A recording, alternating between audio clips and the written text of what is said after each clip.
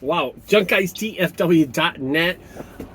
It was about 7:30 this morning, and the sirens started going off in my neighborhood, and it was dark. I mean, it was nighttime. And tornadoes started hitting literally about a mile away from my house. It was horrific. So right now, they called it a national, area disaster, whatever it is, but there was so many spotted tornadoes near me, and I didn't go to work today because of that reason. And then about 2-3 hours later, it's bright and the sun is out. What? But that's not what actually got me out of the bed. What actually got me out of the bed was the noise that I heard. That was a common noise to me back in the day, and that was a dumpster getting dragged on a driveway. So I step out of the house and I noticed that the neighbors were getting their 25-yard dumpster picked up by a small local junk removal company. So I get out of the house and I walk up to the guy and I'm talking to him. It was a dumpster rental, not a junk removal company. And we just start talking and communicating. He absolutely quick, he tells me, "Hey, I know who you are. You're that junk guy that does junk removal. I've seen your videos." And I said, yeah, that's me. He goes, "Wow, man." We start talking about tornadoes. And then I started talking about his truck.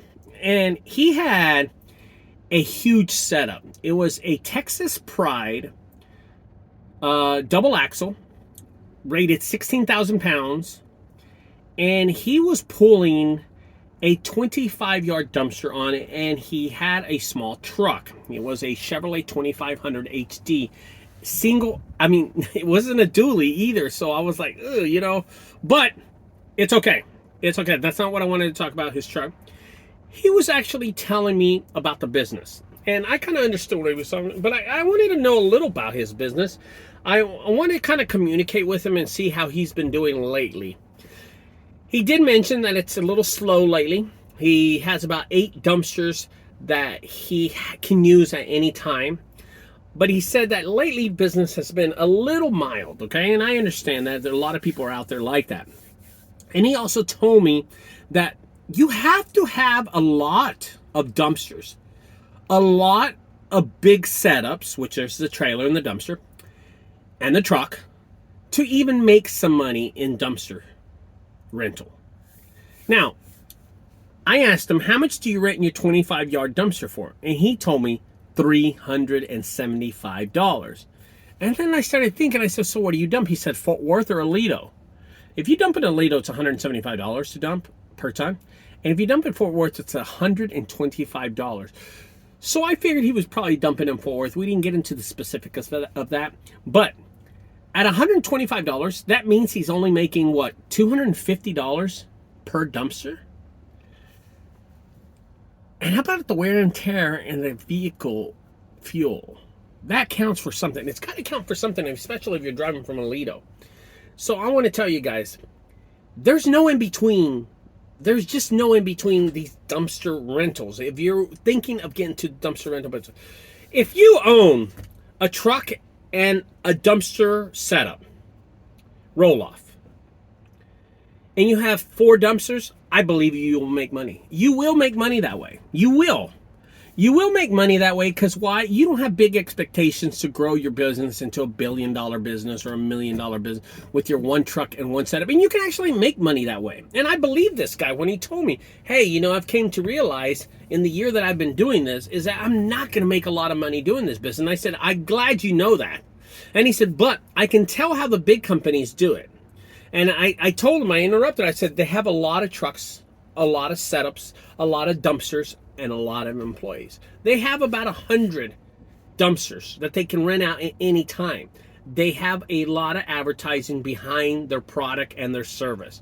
They can make money because they nickel and dime everybody, 200 here, 175 here, $125. So I totally understood that. I was cool with that.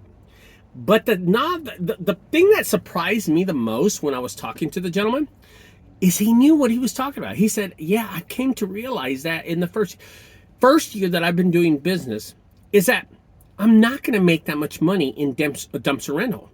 His one truck, his dumpster roll-off setup, and his 8 dumpsters. At least he's realized it in less than a year that he's owned the business. A lot of people do not realize this. They think scaling up and growing that dumpster rental business into a huge, drivers and more dumpster setups and more trailers, that it's going to be more profitable. In dumpster rental, I've came to realize there is no in between. It's either you're going to stay small and make money, or you're going to get big and make a lot of money. In the middle, you're going to be paying a lot of bills. I just think that the dumpster rental business has to be a small, compact business where your truck is paid off, your dumpster rental is paid off, your dumpster trailer is paid off, and you're just going to houses every once in a while. You're renting maybe 8 or 9, maybe 10 a week, and you're making money. And that's the money you're making to pay off your trailers and your truck. And you have a little left over. The way the guy that was talking to me is that he's come to realize that. And this is the story that I want to come back to, that a lot of junk removal businesses and a lot of junk removal owners and dumpster rental owners don't realize that when you grow your small business, there is more expenses.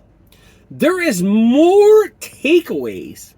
There are more costs that you don't even see coming, that when you just run it yourself. I'm going to tell you one of the biggest expense that you will ever have, and that's employees. Employees or cousins, brothers, it doesn't matter who you hire. They tend not to take care of your stuff so good. That's a huge expense. And the thing that this guy was explaining to me is that he wants to stay small and grow it so small that he makes a lot of money, and he built his customer base. So what this guy was planning, his whole idea is to have his business small, and in the years, build his customers. Build them so much that he's overfilled, and at one point, he's just got too many calls, he's got too many customers, and he might grow his business. But at this moment, he's not going to. And that's what I told him. I said, man, that's at least this, because there's a lot of junk removal owners out there that decide to go and get another truck, another trailer, another dumpster, whatever you have. It doesn't matter, NPRs, dumpster. And then you get 3 or 4 of these, or maybe you got 5 of these, and then you're sitting at home answering the phones. You're making $40,000 a week or $40,000 a month, and then you sit at home and you're taking all these calls. You got these Google ads, you got these Home Advisor, you got TripAdvisor, you got, Thumbtack, and you're paying all these bills, and you got all these jobs, and you're making money, and then at the end of the week, you got nothing to show for it. At the end of the month, you have no profit to show for it. But you made a lot of money. Well, I'm going to tell you something, guys. There's a lot of companies that make a lot of money. And there's a few companies that make actual good profit. I want you to think about that, what I'm telling you. Because what this guy was doing, this dumpster rental guy, he's doing it the right way. He has no expectations to grow his small dumpster rental business, that's a single man, 1 employee, into something large. He likes it where it's at. Why? Because he makes money right now. Now, he doesn't have plans to grow his business and blow up his business. His expectations are really low. But at least he's not hiring another employee. He's not buying another equipment and digging a hole for his small business that's promising right now. He knows what he's talking about. And it's true. Dumpster rental, either you stay small, you make local money, or you grow it big and have hundreds of dumpsters. There's really nothing in between for some reason. But there are businesses that are in between. But are they really making profit? When you expand, when you grow your business, you always got to realize, are you really making any profit? Are your expenses more than you realized? I want you to think about that.